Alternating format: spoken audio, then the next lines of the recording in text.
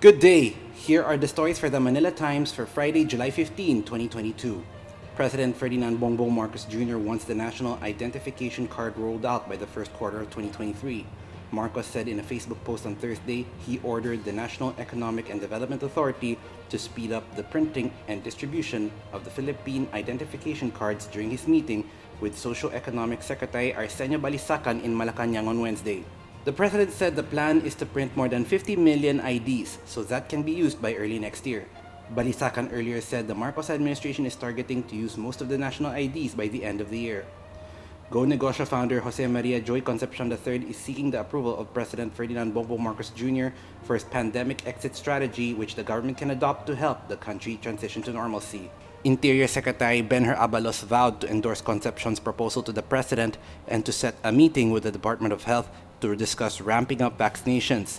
In a statement, Concepcion said Abalos agreed on the importance of bringing the booster vaccination rate to 70% of the eligible population, which is included in his pandemic exit proposal. He also renewed his call for one more massive COVID vaccination drive. President Marcos has designated Health Undersecretary Maria Rosario Vergere as officer in charge of the Department of Health. Press Secretary Rose Beatrix Trixie Cruz Angeles said during a press briefing on Thursday that Vergere will be OIC while the president continues to look for a health secretary. In a message to reporters, Vergere thanked the president and vowed to continue the country's COVID-19 vaccination program and to control the increase of cases. Aside from being Undersecretary for Public Health Services team, Vergere has also been the DOH spokesman since 2015. She also heads the National Vaccination Operations Center, which ensures the proper storage, inventory, and delivery of COVID-19 vaccines and develops guidelines for the national vaccination program. Vergere became an assistant secretary at the DOH in July 2015 under the administration of the late President Benigno Aquino III. Her new designation came days after she and other health officials met with President Marcos to discuss ways to address the continued rise of COVID-19 cases in the country. Budget Secretary Amena Pangandaman said her office has not figured out how much the government will save as a result of its right-sizing plan. The plan will determine which of the 187 government agencies, including firms that are owned and managed by the government and employ more than 2 million people, will be merged, revamped, or abolished. The budget chief said the savings from right-sizing can be used to support more significant initiatives like the development of urgently needed infrastructure, social services, health-related programs, and agriculture.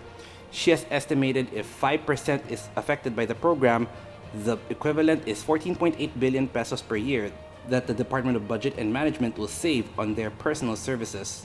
Pangandaman also cannot say which government agencies will be affected. Two members of the House of Representatives on Thursday gave differing responses to the right-sizing proposal. Vice President and Education Secretary Sara Duterte Carpio emphasized that the Department of Education will not limit the class size for in-person learning. The education chief added that the creation of more classrooms is in the pipeline to address overcrowding in schools. She reiterated that COVID-19 vaccination for learners is still not mandatory, and commingling of vaccinated and unvaccinated learners will be allowed in classrooms. A social weather station survey conducted in April said a majority of Filipinos are satisfied with the performance of former President Rodrigo Duterte 2 months before he stepped down from office. Among the survey participants, 78% said they were satisfied with Duterte's performance, 13% were dissatisfied, and 9% were undecided, resulting in a net satisfaction rating of plus 65%, classified by the SWS as very good. Duterte's net satisfaction rating of plus 65% remained unchanged since May 2021. Throughout his 6-year term, Duterte recorded his lowest net satisfaction rating of plus 45% in June of 2018. Topping business, the Bangko Sentral ng Pilipinas shocked the financial market on Thursday by announcing an aggressive 75 basis point off-cycle interest rate hike in a bid to contain rising consumer prices. The Monetary Board, which sets policy, increased the overnight borrowing, deposit, and lending rates of the central bank to 3.25%, 2.75%, and 3.75% respectively, effective June 24. Felipe Medalla, the governor of the BSP, made the announcement prior to the Monetary Authority's rate-setting meeting on August 18. In sports, the race for the quarterfinals gets tougher and tougher, and NLEX makes a last-ditch effort of securing a playoff spot as it takes on Blackwater today in the PBA Philippine Cup at the Inares Center in Antipolo City. NLEX collides with the Blackwater team that lost 2 straight games after winning 4 in a row. Game time is at 3 p.m. Rigoberto Tiglao and Ruben Torres are today's front page columnists.